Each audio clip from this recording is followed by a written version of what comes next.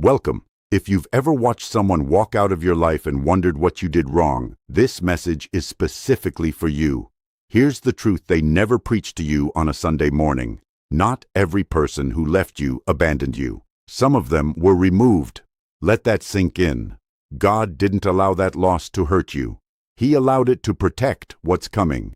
And what's coming is so significant, so specific, so loaded with purpose, that certain people in your current circle simply don't have the clearance to be in the room when it arrives. Think about that. The very loss that had you crying, second-guessing yourself, questioning your worth, that was actually a divine security clearance check, and they didn't pass. Not because you weren't enough, because what God is about to do in your life is too much for them to handle without corrupting it. Most people look at the people who left and build a case against themselves. They convince themselves they were too much or not enough, too intense, too emotional, too ambitious, or simply too different. And for a season, that lie almost wins. But here's what they don't tell you. Research in social psychology consistently shows that high-achieving individuals, people who eventually break through to extraordinary outcomes, almost universally report a period of social contraction right before their breakthrough. Not expansion, contraction. The circle gets smaller, the noise gets quieter, the season gets lonelier, and then everything changes. That's not a coincidence. That's a pattern. And you are standing right in the middle of it. The people who walked away, faded out, grew distant, or revealed who they really were. They weren't accidents. They were assignments that expired, and God, in His precision, removed them before they could contaminate the very thing He's been building in you, the thing that's almost ready to be revealed. So let's get into it. Because what I'm about to share isn't just motivation. It's a revelation about why every single departure in your life was never about your value. It was always about your assignment. 1. God removes people whose presence would have kept you small. Some people in your life weren't bad people. They were just small-ceiling people, and they loved you genuinely. But their love had a ceiling, and your calling doesn't. If they had stayed, their comfort would have become your cage. See, people who love you at a limited level will always try to talk you out of the unlimited version of yourself, not out of malice, out of fear. Their fear of what they can't envision becomes a ceiling on what you're willing to attempt. While others kept those voices close and let them talk them out of every big dream, God had a different plan for you. He cleared the room. He removed the voices whose job it was to keep you manageable and quiet. You used to think losing those people made you smaller. What it actually did was remove the roof. That's not abandonment. That's expansion. 2. The people who left couldn't handle who you were becoming. Here's the thing about growth. It's uncomfortable to witness up close, especially for someone who's standing still. Not everyone can celebrate a version of you that surpasses the version they originally signed up for. Some people bonded with your struggle. They were comfortable being the person who helped you, coached you, or, let's be honest, felt better about themselves next to you. And then you started growing, and that growth became a mirror they didn't want to look into. Think about it this way. You ever notice how the people who had the most to say about your potential were often the people doing the least with theirs? That's not an accident. Mediocrity defends itself loudly. It surrounds itself with people who won't outgrow it. And when you started outgrowing it, they left. Or they showed you who they really were until you had no choice but to let them go. God didn't remove them to punish them. He removed them because your next chapter has a dress code, and where they were going spiritually, mentally, and emotionally, they didn't meet it, not yet. And He wasn't going to let their ceiling become your story. 3. Their departure was a redirection, not a rejection. I want you to sit with this one for a minute, because rejection is one of the deepest wounds a person can carry, and the enemy knows it. He loves to use every departure as evidence that you are fundamentally unwanted, that something about you is broken, that the people who know you best chose to leave. And doesn't that say everything? No, it doesn't. Because what looked like rejection was actually a redirect, a GPS recalculation. God saying, that route is closed. I'm sending you a new one. The relationship ended. The friendship dissolved. The person you thought was your person revealed that they were only your person for a season. And in that moment, every lie about your worth lined up perfectly to make you believe it was your fault. But here's the kicker. Rejection from the wrong source is protection from the wrong path. Every single door that closed, every person who walked away, God was protecting your assignment. He was keeping you from investing any more time, energy, or love into a direction that would have taken you further from where you're supposed to be. You didn't get rejected. You got redirected. And where you're being redirected to is worth every loss you've had to absorb. 4. God removed them before they could access what He's about to give you. This one right here is the point people aren't ready for. God doesn't just protect you from people after the blessing arrives. He prepares the environment before it shows up. He looks ahead. He sees who's standing next to you, and He makes the call. This person cannot be present when what's coming arrives, because they will mishandle it, exploit it, or, and this is the one that stings, make it about themselves. Some people would have taken credit for your breakthrough. Some would have redirected your resources toward their vision. Some would have used your platform, your peace, your new season, your new connections as a ladder for themselves. And they wouldn't have even done it maliciously. They would have done it naturally, because that's who they were. God saw all of it. He saw it before you could. And He removed them not because He was punishing them, but because He was protecting the integrity of what He's building in you. Your next season has too much riding on it to let someone who isn't submitted to the vision into the inner circle. This is why the season of isolation felt sacred, even when it was painful. He was cleaning the room before He moved the furniture in. 5. The silence after their departure was God speaking. You know what nobody talks about? That unbearably quiet season after the loss. The season where the phone doesn't ring the same, the circle is down to almost nothing, the house feels too quiet, and you don't know how to be yourself without the people who used to fill the space. That silence felt like abandonment, but it was actually instruction. In the noise of those relationships, you could barely hear yourself.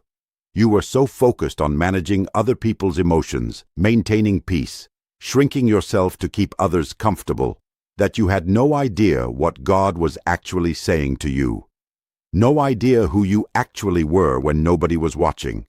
No idea what gifts had been sitting dormant because the people around you didn't have the capacity to recognize them, let alone water them. The silence? That was God finally getting the room to Himself with you. And in that season, He began to tell you things, reveal things, confirm things. Things you couldn't have heard over the noise of the relationships that were removed. Don't be afraid of the quiet. That's where He does some of His best work. 6. They were removed because misaligned people always delay destiny. There is a cost to staying attached to the wrong people, and it's not just emotional, it's temporal. Time. That's what misaligned relationships cost you most. You spend months, sometimes years, trying to make something work that God already marked as done. Trying to fix someone He already removed from the blueprint. Trying to maintain a dynamic that He has already allowed to expire. Hear me on this. Delay is one of the enemy's favorite weapons. If he can't stop you outright, he'll keep you busy. He'll keep you pouring into people who aren't assigned to your next chapter, hoping that by the time you look up, the window of opportunity has closed. God removed those people to restore your time. Every hour you're no longer spending trying to keep the wrong people happy, that's hours. He's reinvesting back into your purpose. Every ounce of energy you're no longer pouring into a dead-end dynamic, that's energy your assignment desperately needs. You didn't lose time when they left. You got it back. 7. Their absence created space for the people God actually assigned to your next season.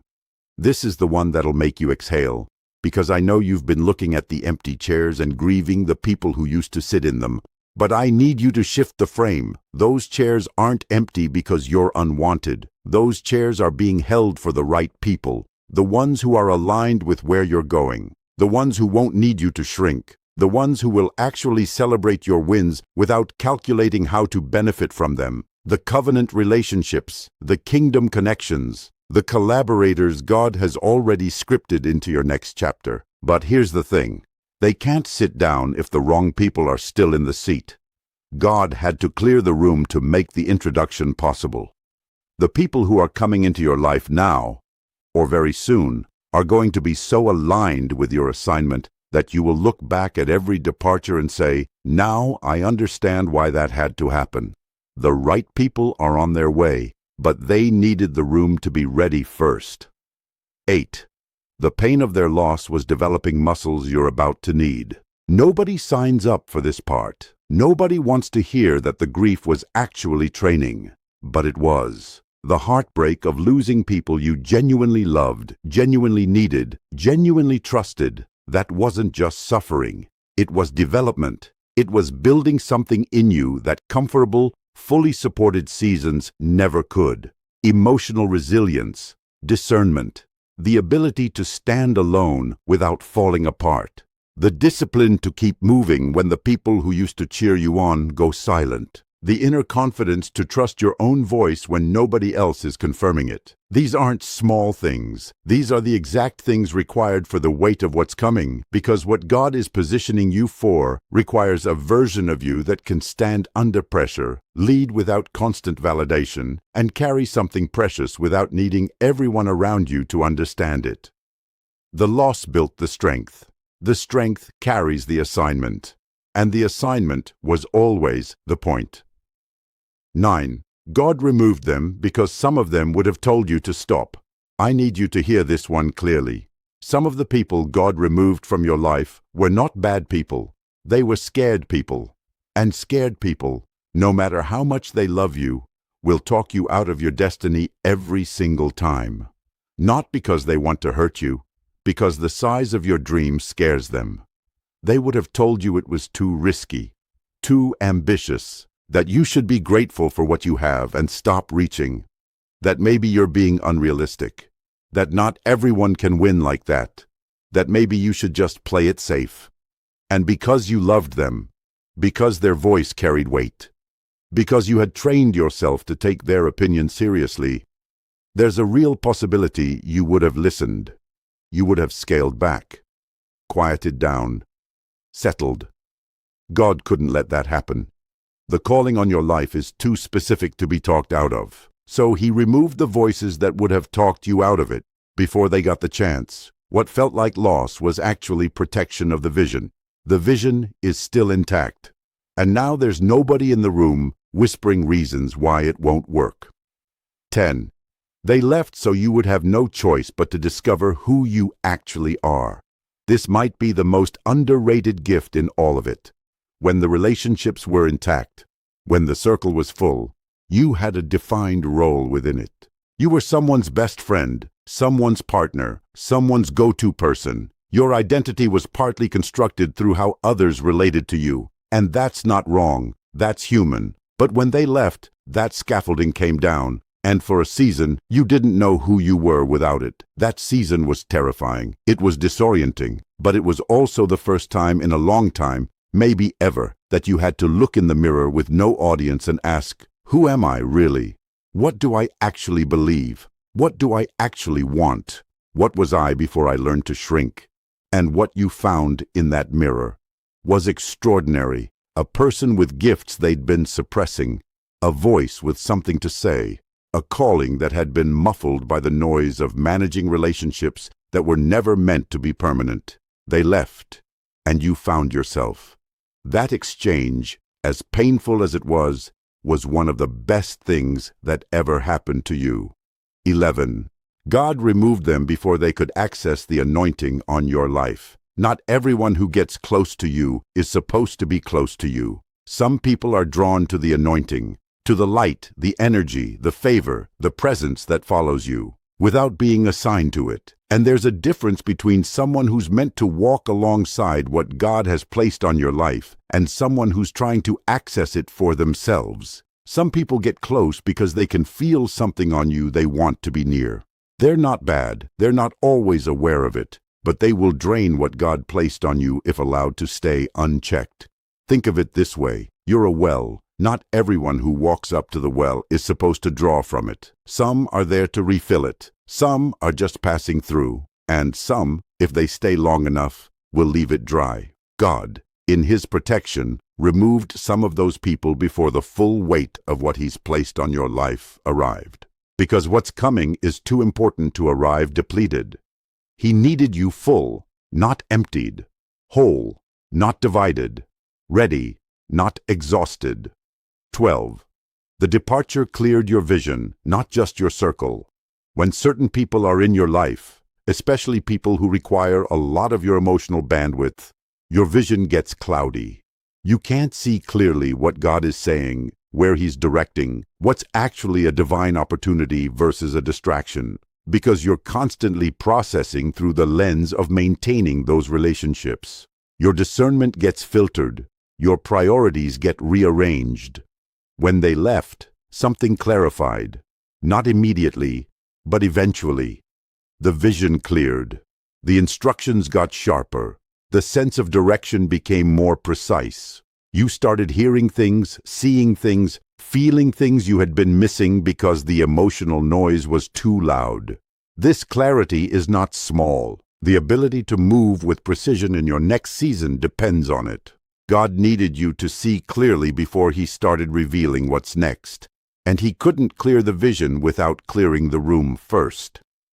13. What's coming is already on its way, and it requires this version of you. I want you to receive this, not just intellectually, receive it. What God is about to do in your life is real. It is specific. It has already been decided, and it requires the version of you that went through everything you've been through. Not the version that would have existed if everyone had stayed, if the relationships hadn't broken, if the betrayals hadn't come, if the loneliness hadn't forced you inward, if the silence hadn't taught you how to hear God without human noise. You would not be the version He needs for what's coming. You'd be softer in the wrong places, more dependent on external validation, less clear on the mission, less rooted in who you are. What's coming needs this you, the one who has been tried, the one who learned to stand alone, the one who stopped seeking approval and started seeking alignment, the one who came out of the fire and didn't smell like smoke. They didn't abandon you. God was preparing you, and you are ready in ways you don't even fully know yet. 14. Every loss was a setup for the arrival of what God actually promised you. Let me close the numbered points right here, because I need you to look at your life, not through the lens of what you lost, but through the lens of what God promised. Before the losses, before the betrayals, before the empty seasons and the quiet nights and the moments where you wondered if God had forgotten you, He made you a promise. He placed a calling on your life. He gave you a dream, a vision, a knowing that wouldn't go away no matter how many people walked out. And every single loss since then has been God clearing the path toward the fulfillment of that promise, not abandoning it, not delaying it out of neglect, actively, intentionally clearing the terrain so that when what He promised arrives, it arrives in clean ground. Ground that's been prepared. Ground without the thorns of misaligned relationships choking out the harvest. The losses were not the story. They were the preparation for the story, and the story is still being written, and the best chapters haven't been released yet. As you sit with everything we've covered today, I want you to hear one overarching truth above all the rest. You were never abandoned, not once, not even in the moments that felt the most like abandonment, not even in the seasons that felt the most empty. Not even when the silence was deafening and the circle was down to almost nothing.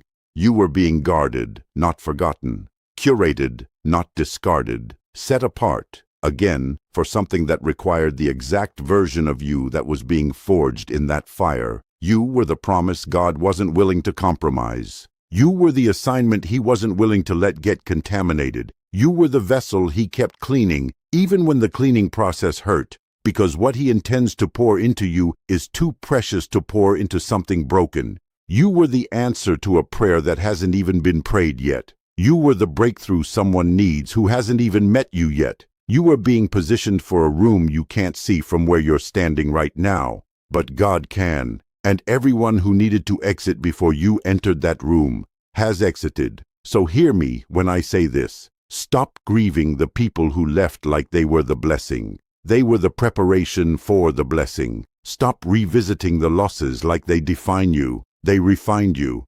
Stop asking God why they left. Start asking Him what He was protecting, and then trust that what He was protecting is worth every ounce of what it cost. You are not too much. You are not too broken. You are not too late. You are not too far behind. You are standing exactly where God needs you to stand, leaner, clearer, stronger, freer, and more aligned with your calling than you have ever been. The people are coming. The opportunities are coming. The confirmation is coming. The breakthrough is coming. The harvest from seeds you sowed in seasons of pain, it is coming. And it is coming to a version of you that is finally fully ready to receive it. They didn't abandon you. God removed them before they could ruin what's coming. And what's coming is worth everything you've been through to get here. If this message spoke to something deep in you today, if it put words to something you've been carrying but couldn't explain, then don't let it stop here. Hit that subscribe button and join the Chosen to Lead community. We are a growing family of people who have been set apart, gone through the fire, and refuse to let the losses define them. This is your community. These are your people. Hit the like button if this confirmed something you already knew in your spirit but needed to hear out loud today, and drop a comment below. I genuinely want to hear from you. Tell me, what loss in your life are you starting to see differently now? Who did you lose that you're finally understanding God had a reason for removing? Let's talk about it. Your story might be exactly what someone else in the comments needs to read today. And please, share this. Share it with someone who is right in the middle of the grief of losing people. Someone who is sitting with empty chairs and calling it abandonment. Someone who needs to hear that God is not finished with them. He's preparing them. Be the message they needed today. This is Chosen to Lead. And God bless you.